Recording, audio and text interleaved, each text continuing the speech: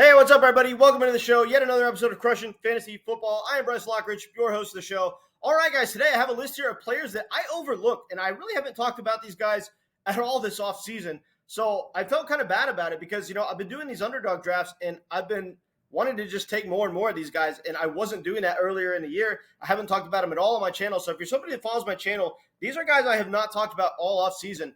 But I want to make sure that you guys start to draft some shares of these guys and take them in your upcoming redraft leagues because they could provide some pretty huge upside for you. So I'm going to start right here with the first player on my list, and that is Michael Thomas. Now, obviously, we have not seen Michael Thomas play a full season in forever. 2020, 2021, 2022. He's injured almost an entire 3 years in a row. I mean, this dude just has not been on the field, so it's hard to trust him, right? But if you look at the draft value that you're getting here, I mean, you're getting this guy in underdog drafts in round 7 or 8.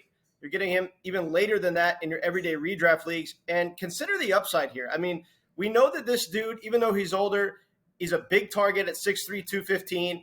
He was a faster guy back in his day, but, he's really not as fast as he used to be. But what we do know about Michael Thomas is this. He is going to draw crazy red zone target volume no matter what. You look back at his 2018 season, he had 29 red zone targets, second in the NFL. Back in his 2019 season, 26 red zone targets, first in the NFL. So this dude is going to draw crazy red zone target volume, and I would not be surprised whatsoever if he way out-targeted Chris Olave in the red zone. Obviously, I'm projecting Chris Olave to have more overall targets and certainly more deep targets. But as far as targets within the red zone, I think it could very, very easily favor Michael Thomas by a wide margin, not just a little bit. So he provides you some pretty awesome touchdown upside. And with Chris Olave stretching the field and presenting an awesome deep threat because of his speed and ability to get open downfield, and Derek Carr, someone who could actually get him the ball downfield, this is going to open up those underneath targets for Michael Thomas. He's going to be that safety valve for the team, when plays break down and, you have to go off script. Michael Thomas is going to be the guy that Derek Carr is looking for because he's really good at getting open over the middle of the field and in those shorter, more intermediate routes. This dude is going to be the go-to guy on third downs and in the red zone. I love players that get targeted in high leverage situations because as games get more important, they become more and more valuable as the season goes along.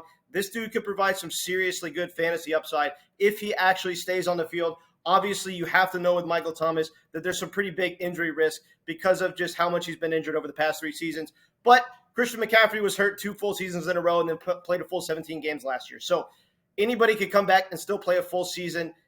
It's certainly within the range of outcomes and the range of possibilities. This dude can very well play a full healthy season. It's totally possible.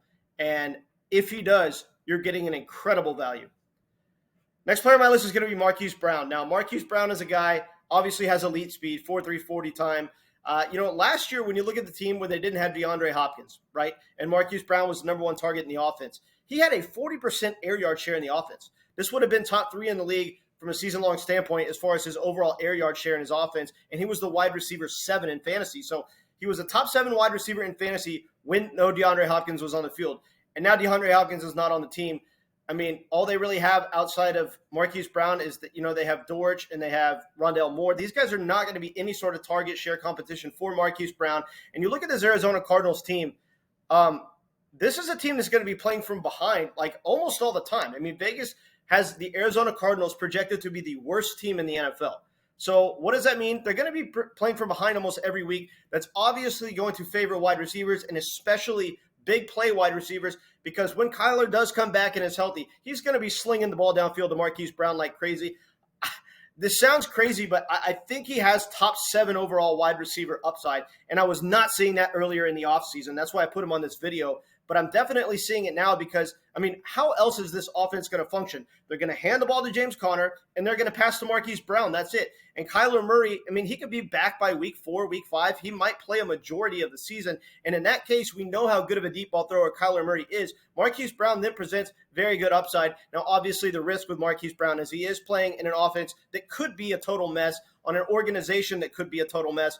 But you can't deny the fact that he's going to have insane air yard share, insane target share. And, again, he was a top 7 wide receiver in fantasy when DeAndre Hopkins wasn't on the field last season. This dude actually has some pretty good upside despite being in a terrible offense, and people are sleeping on him. So really good value in the middle rounds. Next and final player on my list here that I overlooked tremendously is James Cook. Now, this is a guy, he's 23 years old, runs a 4.4. He's fresh legs. Last year, he actually had more carries than I thought he did when looking back at the game logs. He had 118 carries last year, and this dude averaged 6.3 yards per touch. I mean, he was incredibly explosive last year. First in the league in his yards per touch efficiency with 6.3 yards per touch. He led the league in breakaway run rate, which is, runs of 15 yards or more, with a 12.1% breakaway run rate. This dude was absolutely awesome from an efficiency standpoint. And if you're paying attention to the Bills training camp, they're lining this dude up out wide and using him as a wide receiver. They're dumping off passes to him out of the backfield. This dude is going to be an elite pass catching threat for this Buffalo Bills offense. And we know that this offense can score a ton of points. So while I think that there's a little bit of a myth that the Buffalo Bills don't use their running back because of how much they sling the ball downfield, they actually are going to probably target James Cook a whole heck of a lot. They were, starting to throw him some passes last season. And this year, the way they're using him in training camp, it looks like he is going to be a target hog out of the backfield. And we've already seen him be incredibly efficient. A big reason for this is because you look at the Buffalo Bills offensive line, they provided the best run blocking rating for their running backs of any team in the NFL. So it's an offensive line that not everybody really talks about.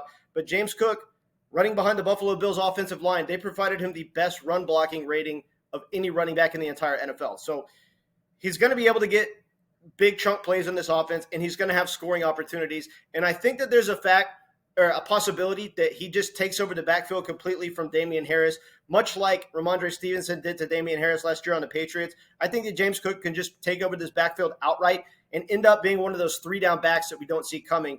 And that role in this offense is incredibly valuable, and you're getting this guy in the middle rounds. I actually can't believe I overlooked this dude all offseason. You need to make sure to grab James Cook in the middle rounds. This dude's a smash play. All right, guys, those are the 3 players that I overlooked.